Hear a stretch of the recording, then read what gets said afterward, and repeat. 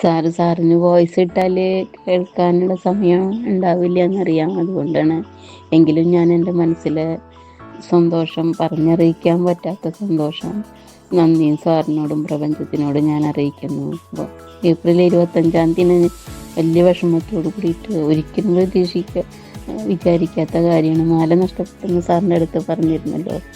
അന്ന് മുതലേ IR5 ഞാൻ മനസ്സിൽ പറഞ്ഞുകൊണ്ടിരിക്കുകയാണ്. നോക്കാത്തിടങ്ങളൊന്നും ഉണ്ടായിരുന്നില്ല. ഇപ്പോൾ ഈ അമ്മയ്ക്ക് വയ്യാന്ന് പറഞ്ഞില്ല. അമ്മ ആങ്ങളുടെ തൊട്ട് ബാക്കിൽ ചെറിയൊരു വീടിട്ട് അവിടെയാണ് ഇപ്പോൾ താമസിക്കുന്നത്. അപ്പോൾ ഹോസ്പിറ്റലിൽ നിന്ന് അങ്ങനെ ഈ വീട്ടിലേക്കാണ് കൊണ്ടുവന്നത്.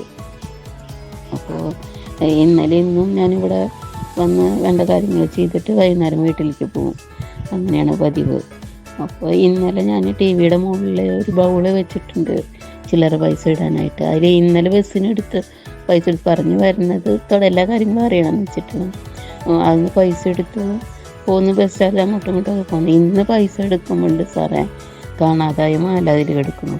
പുറമൊന്നും ഒരാളും വന്നിട്ടില്ല. എന്നും പൈസ, മിക്കപ്പോഴും പൈസ ചില്ലറ പൈസ ആവശ്യം വരുമ്പോൾ അതിന്നാണ് എടുക്കാറ്.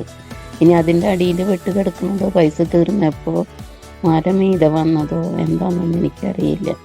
അത് സംഭവിച്ചു എനിക്ക് കിട്ടി. സാർ ഉറപ്പ് പറഞ്ഞല്ലോ കിട്ടും എന്നുള്ള വിവരം. വലിയ സന്തോഷവും സമാധാനവും.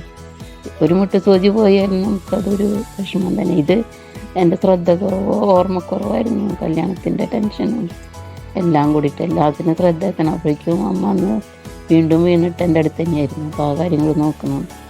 അങ്ങനെ എല്ലാം കൂടി ഒന്നും ഓർമ്മയില്ലാണ്ട് എവിടെ വെച്ചെന്ന് അറിയാത്ത അവസ്ഥയായിരുന്നു അന്ന്.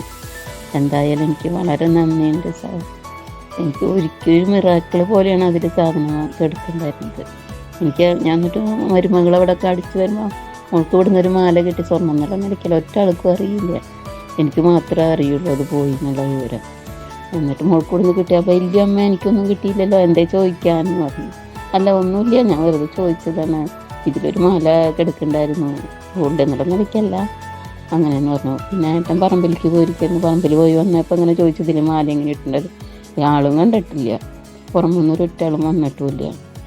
ഇതൊരു അത്ഭുതം എന്ന് പറയും. ചിലപ്പോൾ ചില പൈസയുടെ അടിയിലുണ്ടായിരുന്നിരിക്കാം. എപ്പോഴും കൊണ്ട് നോക്കിയിട്ട് കാണാതെയാവോ എന്താണെന്നറിയാം. എന്തായാലും സാറേ കിട്ടി. എനിക്ക് വലിയ സന്തോഷം.